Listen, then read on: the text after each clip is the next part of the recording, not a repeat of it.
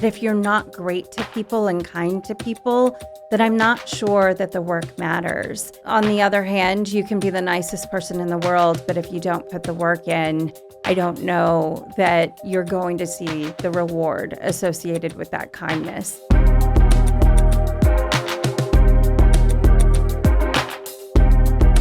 Welcome to Aggie Legends, where we talk with founders, CEOs, and other successful Aggies about the lessons in leadership they've experienced throughout their careers.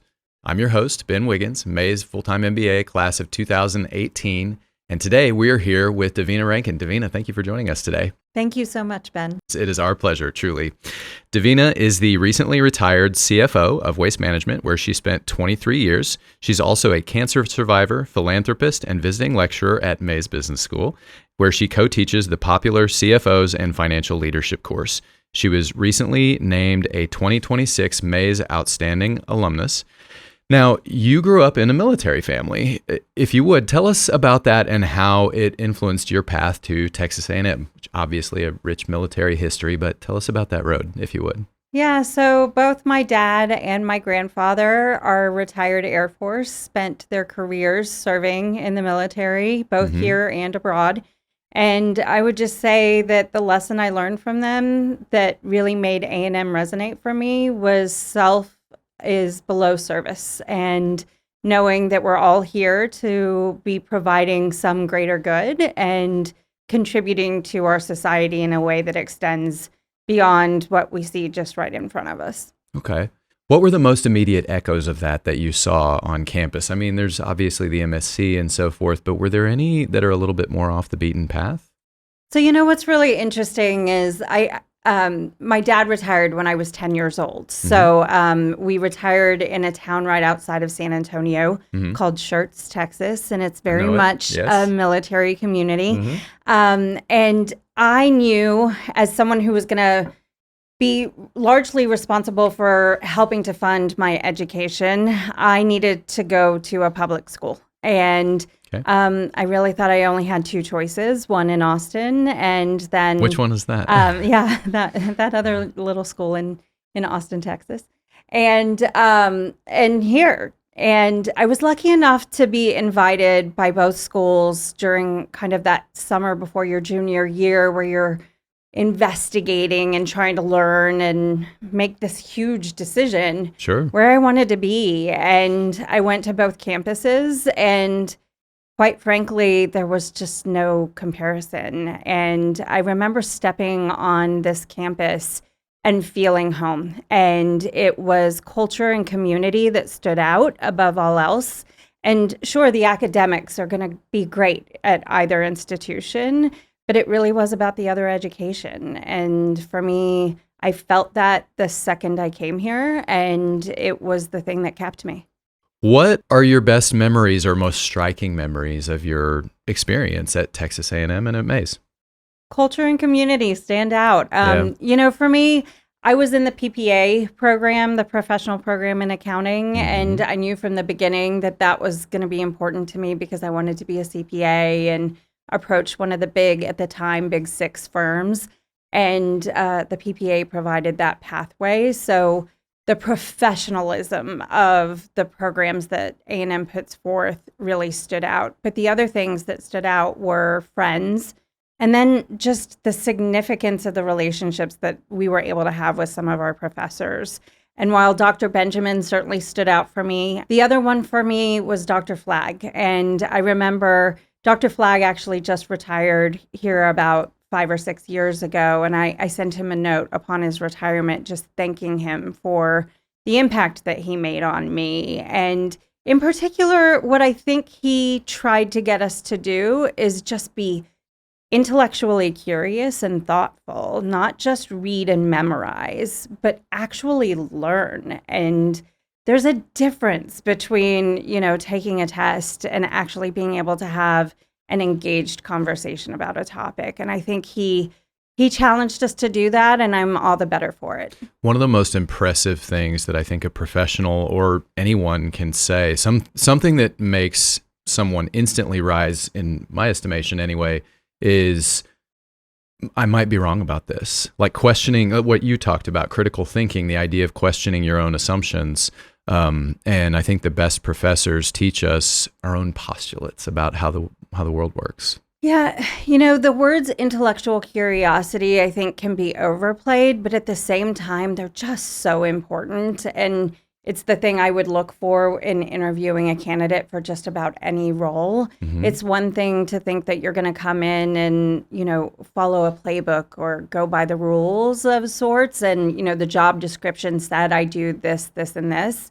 I really want people who reach beyond the boundaries of the specific black and white that's written. Mm-hmm. And that was always something that served me well professionally. And it's something that I think I learned here at Mays. And I look for in the candidates that I work for in roles today, or people I get the privilege of working beside on a board or something else.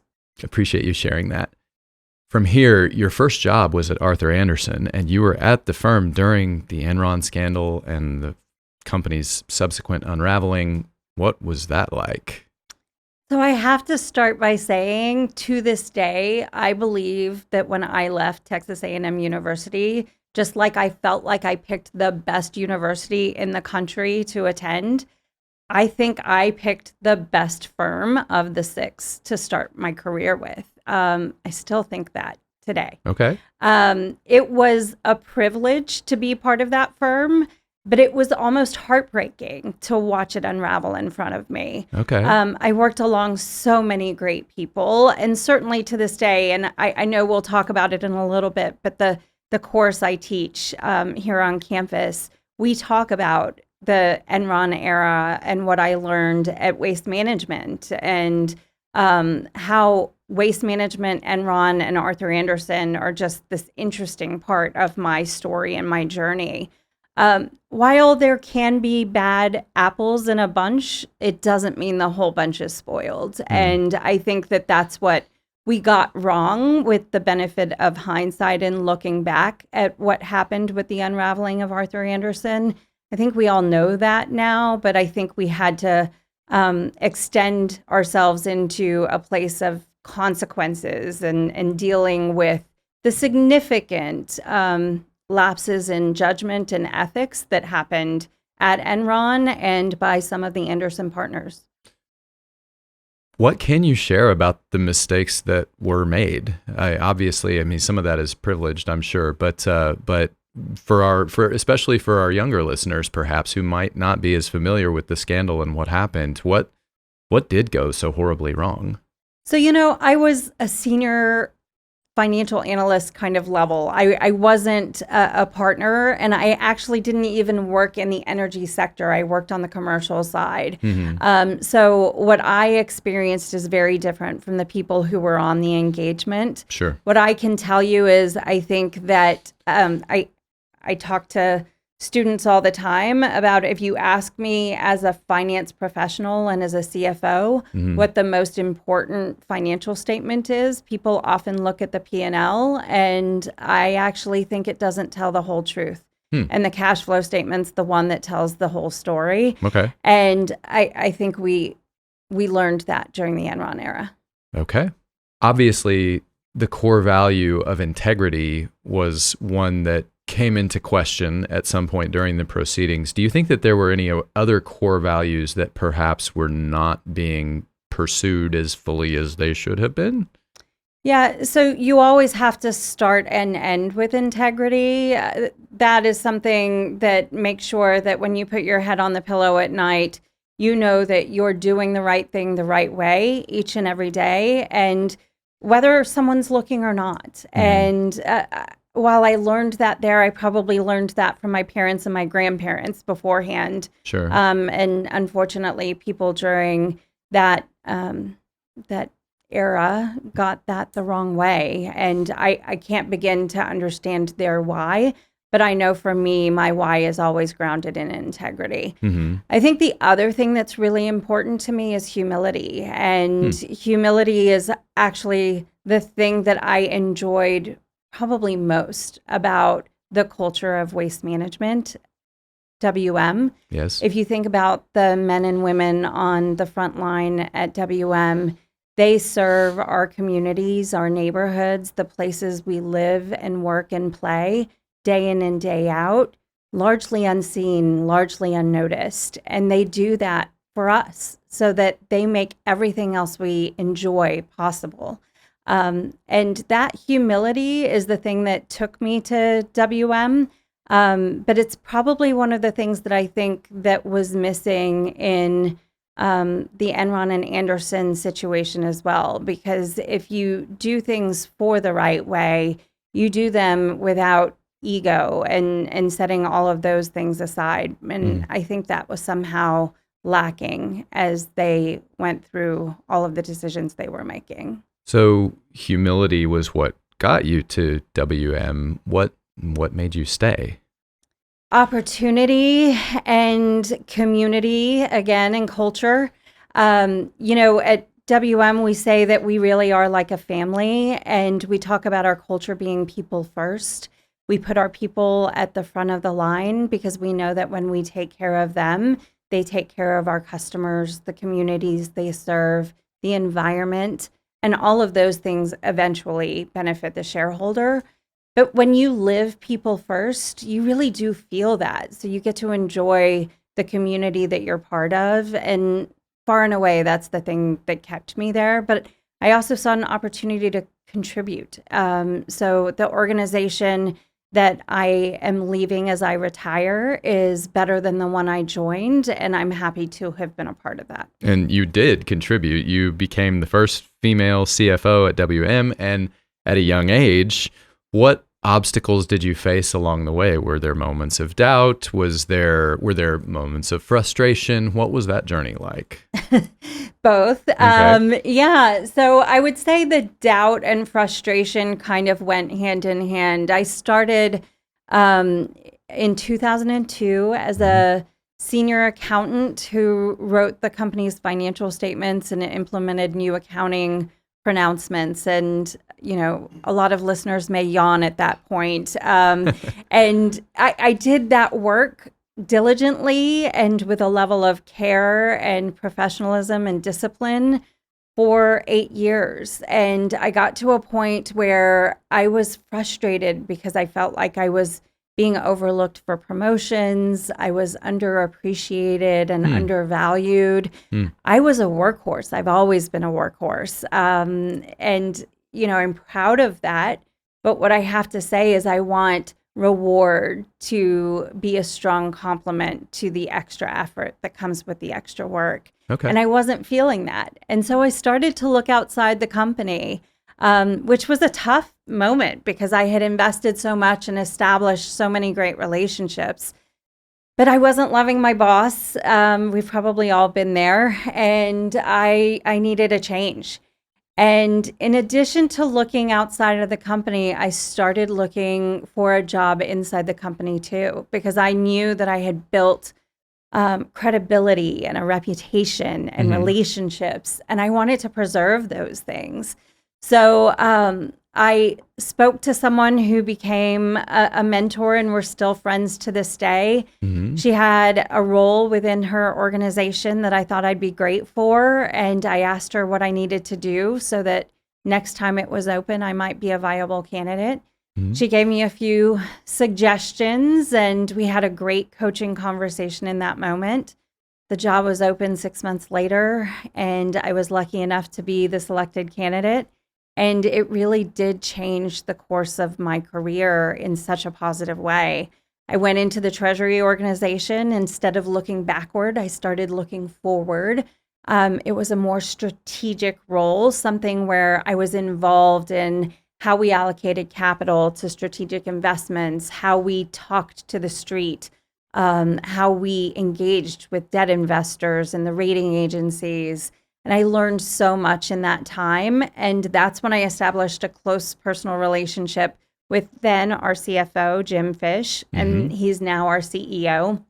We have worked together for about 15 years, and it's been a really mutually beneficial learning relationship, and we've accomplished a great deal. Yeah. I want to go back to, you were talking about your frustration with the lack of rewards, and from an expectancy theory perspective, you got expectancy, instrumentality, valence. What were the elements of reward that you felt most frustrated that you weren't getting? Was it financial? Was it recognition at the company meetings? Was it extra time away? Was it simply a promotion, new title? Like, I'm always fascinated by what motivates people, especially people in kind of early mid stages of career. So for me, it was never money, which is interesting to say. I had my student loans, I had car notes, but I think by that point I had paid those off and I felt like I had found my footing financially. For me, it was promotion and promotion relative to peers. Okay. So when you look across an organization, it's really important to feel like you're being recognized for your contributions relative to those you work alongside every day. Right. And I often felt like the person I was working for at the time really liked the job I did in the role I had, and he wanted me to keep doing it. And if I had been happy doing that for the foreseeable future and until he retired, I think he would have been really happy. But I was ready to spread my wings and do something else. Yeah. Because at some point, you don't want to rewind and repeat a year over and over again. Well, that's so the truth. I had done it for 8 years. Yeah. I was ready to do something new. And so something new meant a step in a different direction, and hopefully a step that came with a bigger title and a title that I felt like was more representative of the work I was doing across my peer group. The other thing for me was leadership development programs. The company had leadership development programs that I wanted to be a part of because that's how you establish a broader peer group. Sure. And at the time, I wasn't included in those, and it was because I was too busy, right? And so the reward for good work is sometimes more work. No good deed goes unpunished. Huh? Exactly. Then what were some of the defining moments, either where looking back, you can say, this was a moment where I changed. This was where some of the arc happened, if you will. Or even at the time you recognized, something's moving, something just clicked. Well, like what comes to your mind from that perspective? So I'm a big believer in bloom where you're planted. And what I mean by that is you've got to do the job that you have really well to earn the next one. And I was doing that. And so the arc for me was trusting myself and no longer thinking it was okay for me to be a passenger on my career journey. I needed to be the driver. And so making the decision that I wasn't going to allow someone else's decision about whether I was ready for a promotion by blooming where I was planted, make a determination about whether the next step was something I was ready for, I had to take on myself, on my own shoulders, the decision about the next step. And I did that, and it made all the difference. Okay. Then a few years ago, you were faced with a battle with cancer, and you took the same workhorse approach to that and thankfully beat it. What was that like? How did you get through that? So to tell a little bit of a story about how that happened, it was post-COVID. It was July of 2022, and I was on a Teams call and getting ready for a long weekend. We were going to the river with my family, and I had some test results from a biopsy that I had just had and really had thought nothing of it. While I'm sitting on this Teams call, I got the notice from my chart, and I opened up those test results thinking it was going to be green light, we can move forward. And instead of that green light, it was the most devastating news I've ever received. You found out you had cancer on my chart. On my chart at 4:30 in the afternoon on a Thursday when the doctor's office was already closed. And it was tough. That's so upsetting. It was awful. Okay, it was I'm so really, sorry. really hard. Well, thank you. You know what, though? The news would have been hard if someone had called me. So I don't know that the manner They of still should have called learning- you. They should have. But the manner of learning that I had cancer was not the bad part. It was learning that I had cancer in the first place. And you know what what I did then is I chose to put one foot in front of the other. I chose to be a student of the disease I had just learned that I had. I chose to lean on my family, my loved ones, my friends, my wife, and say, there is only one choice, and that is beating this. And whatever I have to do, we're going to get to the other side. Yeah. The other choice I had to make in the moment, though, which is one that I think some people questioned, but I never did, was that I kept working. And I stayed in my role. I went to board meetings. I was on my earnings calls and didn't miss a one. And really, from most perspectives at work, didn't miss a beat. And when I look back on the why was that the choice I made? Anyone who's gone through a cancer journey knows that your world doesn't feel normal. Everything feels like it's been stripped away. I love to travel. I love to drink great wine. I love to go to nice fancy restaurants and have a nice dinner. Okay. And I couldn't do any of those things. And so when everything that you love is taken from you in a sort of strange way, you look to hold on to something that feels normal. And that's what I was doing with work. It made me feel powerful in a strange way, and I needed to be powerful to overcome stage 3 cancer. And losing your hair feels like you're losing part of your identity. Well, just because I lost my hair didn't mean that I lost my ability to show up in the office and to get the job done and serve our shareholders, serve our team members. And that's what I did.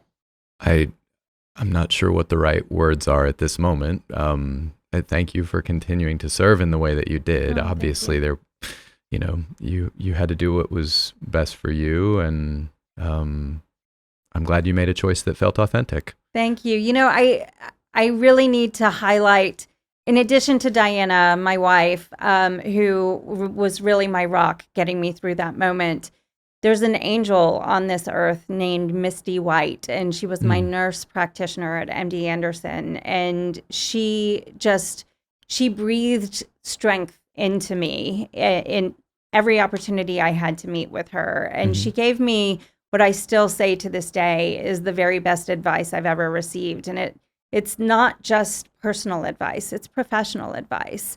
And it's that energy will breed energy, which means that positive energy can breed positive energy, and negative energy will breed negative energy.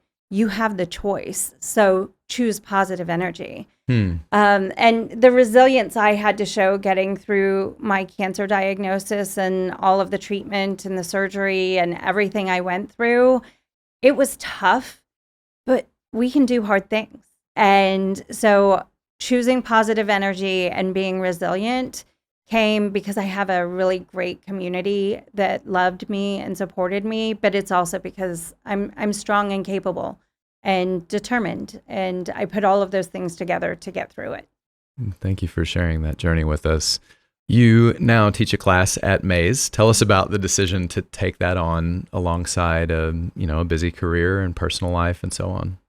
Yeah, so Dr. Sharp approached me and a fellow former student from the PPA program about an idea he had for a class that would take real world experience from financial executives and bring it into the classroom for students who were going through the PPA program. Right. And we sat down and we brainstormed about how we could bring this idea to life. And we did just that.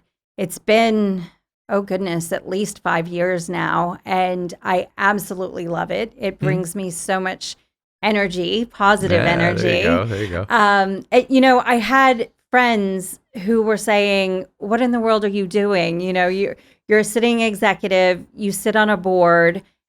How do you have time for this? And I think it's important that we recognize that we make time for the things that we value and are important to us. And what I value is giving back and feeling like the university that gave me so much and a solid ground off of which to launch my own professional journey and career, I was ready to give back in a different way. And we all have the ability to give time, talent, and treasure. And while I had given some of my treasure, I had written checks, I hadn't been all that diligent about finding a way to give back my time and my talent. And I feel like this class has done just that. And every semester, when I was driving in on a Tuesday from Houston, Texas, to teach this class for 3 hours, I was like, can you really do this again? Particularly if I had, an earnings call 2 days later or something. Right. But when I tell you that the energy that I am given from these remarkable and bright and smart and driven students, it pays me back tenfold what I give to this class. And I enjoy it. I firmly believe that our future is bright because these students are far more capable than I think I was when I was sitting in their seat. Polished. It's Gen Z is so polished. amazing. And it's exciting. Yes. I'm really excited about our future. And I know as much as Aggies lead today, Aggies are going to lead our future. Yes. There's also the thing of, if you want something done, give it to somebody who's busy. and I've found that to be true. Busy people tend to do things well. So thank you for giving back in this way. As we start to bring this to a close, what are your top leadership lessons for students and young professionals? What has surprised you? What's subverted your expectations? What have you found to be maybe counterintuitively true? Your top lessons in leadership. So, the quote that I refer back to over and over again is from a wise man named Conan O'Brien. And I feel like I know this name. Not exactly where most people think you're going for, the top leadership lessons, but it's one that has stuck with me and I tap into all the time. And it is work hard, be kind, and amazing things happen. And I couldn't believe in anything more. I think you have to do both. Hard work is really, really important. But if you're not great to people and kind to people, then I'm not sure that the work matters. And on the other hand, you can be the nicest person in the world, but if you don't put the work in, I don't know that you're going to see the reward associated with that kindness. So hard work and kindness are at the top of the list, but as I mentioned earlier, positivity is huge for me. You get to choose whether or not you're a positive person and you approach situations with positivity. And that choice is really important, and it has to be made every single day in multiple moments. And then beyond that, the fourth for me is approaching the world with gratitude. And I certainly have gratitude for the strength and resilience that I learned that I have from my cancer journey. But I have gratitude for the fact that I found my way to WM and built a career there. I'm grateful to have learned what I've learned through things like NMDP. My wife and I contribute to another cause, and it's the National Marrow Donor Program, formerly Be the Match. And when Avery was 13 years old, we didn't know who she was, but Diana was called and told that she was a match for a 13-year-old girl somewhere in the United States with acute lymphoblastic leukemia, and that her bone marrow could save her life.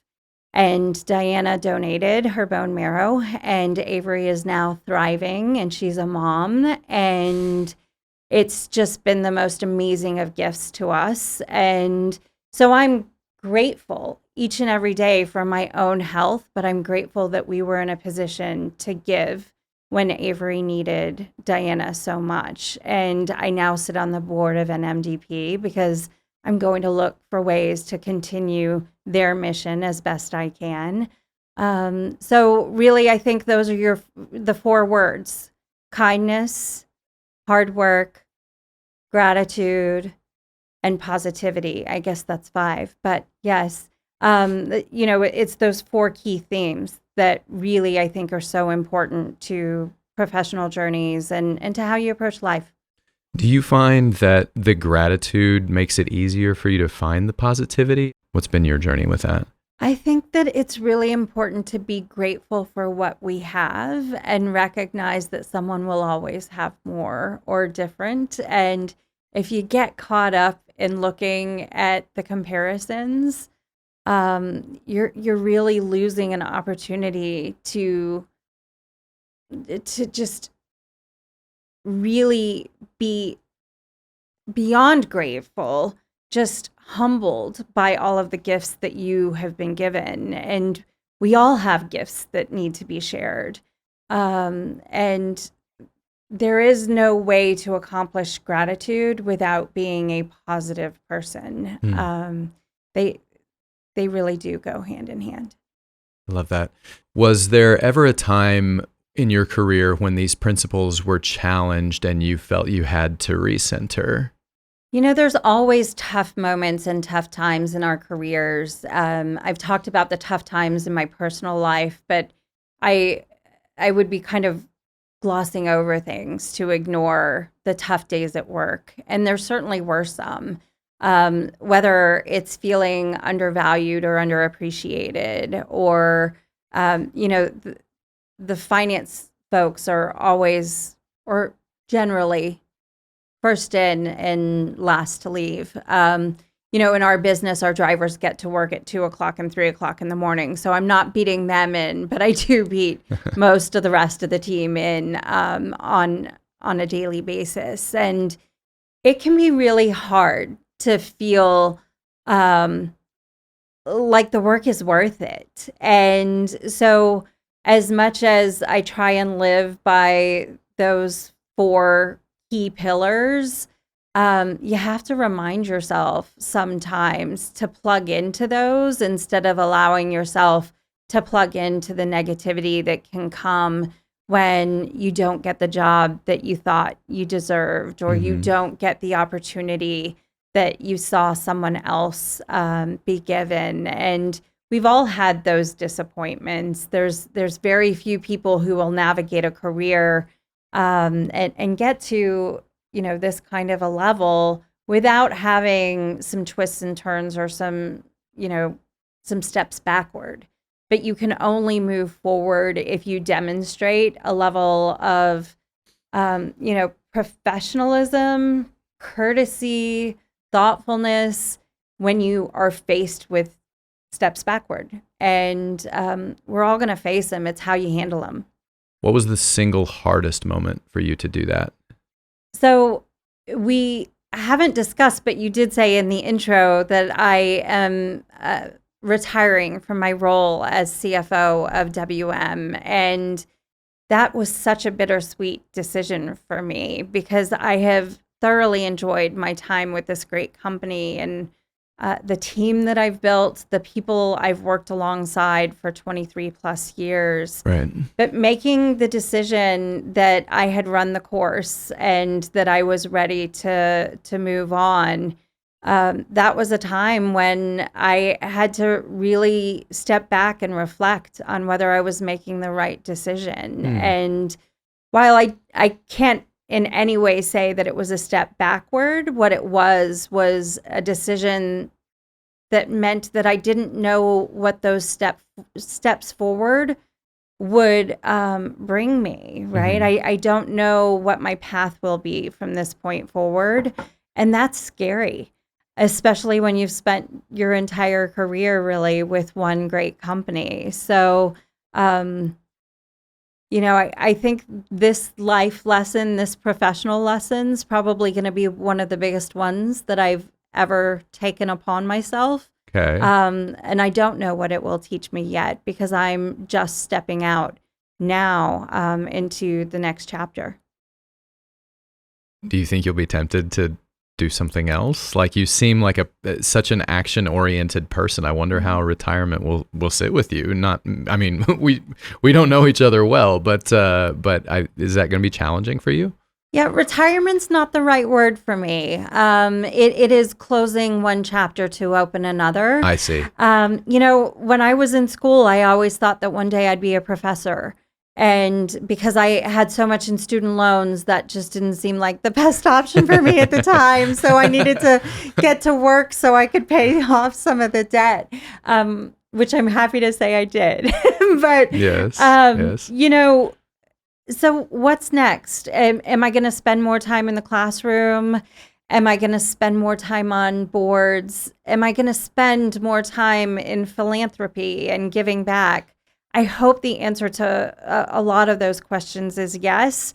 Will I re-enter the corporate world? I don't know the answer to that question yet. Okay, fair enough. Well, either way, thank you so much for the insights that you've shared with us today. We really appreciate the time and the wisdom. Thank you, and thanks to Texas A&M University for giving me all of the opportunities that they gave so long ago, and for continuing to build our future leaders. It's a great university, and I'm proud to have been a part of it. On behalf of Mays Business School, I'm Ben Wiggins. We hope you'll like and subscribe. Leave a comment if you have a moment. It really helps others find the show. Here at Mays Business School, we're building a better future through business, and we thank you for being a part of it.